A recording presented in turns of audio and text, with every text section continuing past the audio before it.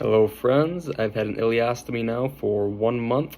Let's go over some things that have been better for me and some things that have been worse for me in comparison to my state before the ileostomy surgery was done. Long story short, I had ulcerative colitis for 8 years before I got the surgery. Prednisone started failing, none of the medications were working, blah blah blah, so I got the ileostomy done. After 1 month, some things, we'll do what's worse first, because we want a happy ending on the video, right? So, first thing that's worse with the ileostomy would be sleep, undoubtedly. That's a big one. I only sleep 6 hours a night. I'm a very productive person. I'm tired throughout the day, but it's the price you got to pay when you got things that you deem as valuable and want to achieve in a day. So I sleep 6 hours a day, and I had always done that. But after I got the ileostomy, it's sort of inconsistent. You have to sleep on your back, and I could never sleep on my back. I always slept face down, very comfortable that way, and I'd fall right asleep. Now I'm kind of like uncomfortable on my back, but also you'll get like gas buildup in the bag. So if you let it go for too long and you just sort of randomly get this gas buildup, then it will explode, which explosion makes it sound like it's like this big thing, and there's like output on the walls and stuff. That's not how it happens, at least not with me. But it pops, so to speak, and stool can get out, and you gotta go change the bag, and it's a big situation. That's happened to me twice, and the first time was really bad. Well, worse than the second time. It wasn't really bad. I just had to, get up and do some cleaning. But so now my sleep schedule to prevent this is still 6 hours, but I wake up once in between, just to make sure things are all right. And that has had quite harsh effects on my energy, surprisingly. It's funny how much of a difference that can make. 6 hours, I feel, I wouldn't say totally fine, but I feel pretty good. I can get through the day pretty well. But 2-3 hour sleeps, it's like, holy cow, I'm exhausted. I'm like falling asleep on my lunch breaks, fall asleep when I sit down. It's absurd and it sucks. So that's the big one. That's definitely the big thing that has gotten much worse, and I hate it. Secondly, exercise has been pretty shitty. I used to be big into big compound movements, strongman, powerlifting, and I was quite good at them in high school and such. And then the sicker I got, the harder it got to do stuff like that. But now the big issue isn't really like muscle or strength. Now it's the inconvenience of having that bag attached to you, which is another issue I can add to, is just like it's inconvenient to have it on you all day. And you don't realize it until you're in a situation where you have to think about it, and then you're like, man, this really is quite inconvenient. Like you want to wear like tight pants or something, or you want to do some athletic movement, and then you have that bag, and it's like it might get caught on something, and you have to think about it. I don't like that. So that's kind of like two bunched into one right there. Another thing that's worse, definitely, undoubtedly, is showering. You don't really get to experience that 2-hour long piping hot shower where you get to relax and such. Instead, you're just trying to get through the shower and clean yourself quickly, because you don't want to soak the adhesive too much, even though it's waterproof, but still it makes you nervous. And if you drench the whole apparatus in water, then you're gonna have to change it more frequently.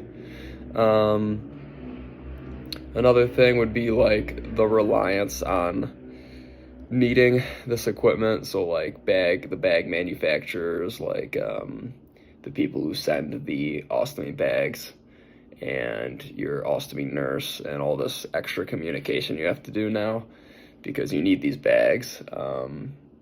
So that sucks because it's anxiety inducing, really, to be like, well, I only have 2 bags left and I just realized, and I don't know if they can get it to me in time.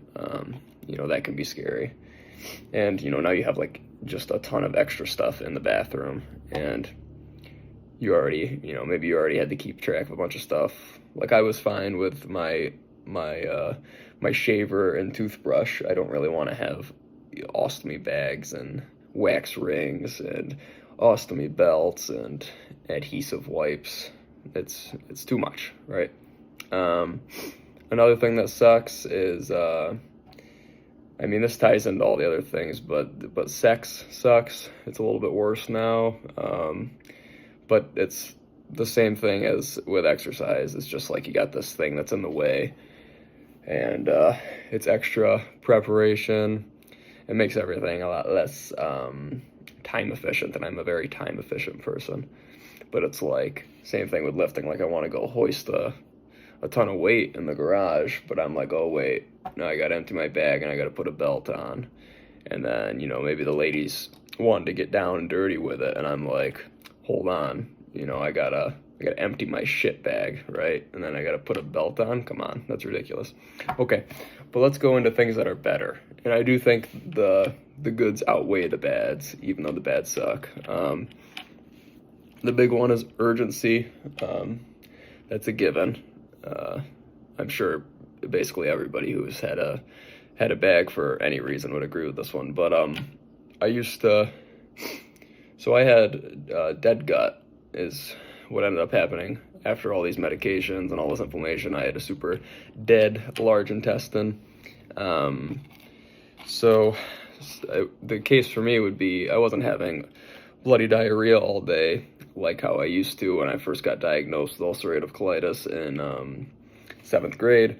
But what was happening towards the end of my sickly adventure there was some days I would not use the bathroom once, and other days I'd use the bathroom 20 times, and some days I'd use the bathroom 12 times, but 10 times would be in 1 hour, right? And I could never predict it, and it was always like I have like 1 second to get to the bathroom. Realistically, it was probably like a minute, but a minute or 2 minutes, something like that. So that's the big one. Now there's no urgency, right? Unless you're eating a ton of food out of nowhere or something like this. What else is better? Lifestyle, right? So the big thing with colitis often is like, I don't want to go out in public. I don't want to hang out with my friends because I'm afraid I'm going to have to use the bathroom, or I don't feel well. You don't have that anymore. I don't have many friends, to be honest, but I do like to go outside, and it's nice to not have a ton of anxiety over that. So that's a big one for sure. I can go shopping now, stuff like that. I used to go, when I'd go shopping, I'd be like total panic mode. Like, I got to get in and out and like as fast as possible, like sprinting just to get whatever I need. So in that ties in like social life. Like, I don't go out and hang out with people, but for people who do, their social life will get a lot better. Blood work and like metabolic markers have gotten way better. In fact, they got much better right before surgery, which was frustrating, but it's still good I got the surgery. But going into surgery, I had like 0 inflammatory markers that were worrisome at all. But I used to have just ridiculous inflammation in the blood, and doctors were like, holy cow, and just pumping me full of steroids all the time. If you've got colitis or Crohn's disease, I'm sure you get what I'm putting down. But now my blood work's totally fine. And when your blood work's terrible, you start to get anxious and worried, and you're like, am I gonna die soon or whatever? So it's nice to get blood work and it looks good. Weight management, this is an interesting one. So when I graduated high school, So I was on steroids basically all through high school, just to keep my condition manageable. But I was 220 pounds senior year high school, which is like super heavy. I'm only 6 foot. And then by junior year of college, I was down to 170 pounds. And then I went into surgery 163, 165 or something like that. So I lost over 50 pounds. I lost a ton of muscle, a ton of strength, a ton of everything. Now my weight's going up. It's going up slowly, healthily, right? And I'm still not eating a ton because I'm not a gross, athletic, lard monster like I used to be. So let's see, right now I think I'm about 175 pounds, and that's after getting my colon removed, which weighs about 5 pounds, which is interesting, I guess. So I'm at a healthy weight, and I think like an ideal weight is around 185 for me. Like I said, I was pushing like obese levels in high school, because I was an athlete. I played center. I was a big fat lineman. So weight management is the big one there, and one more huge one is no more medications, which is awesome. Again, very anxiety inducing to be on like a ton of TNF inhibitors and this steroid and that enema, and getting colonoscopies all the time, and all this stuff that even if a quick Google search will show you like long-term effects are either unknown or bad, and are never good, because these are crazy medications. Like I was on a chemotherapy drug, right? Mercaptopurine. It's used for leukemia. Prednisone, which is like the harshest drug. It just totally tanks your immune system. Budesonide, all the anti-inflammatories, all the TNF inhibitors, infusions, everything. So it is super relieving to not be on those, because I was afraid, I'd get to like an older age and I would be a freaking vegetable because of these meds, right? So that's a huge one. Overall, this is a really shitty situation and I hate it. Don't get me wrong. I wish I could just be a healthy person, and I wish I always was a healthy person.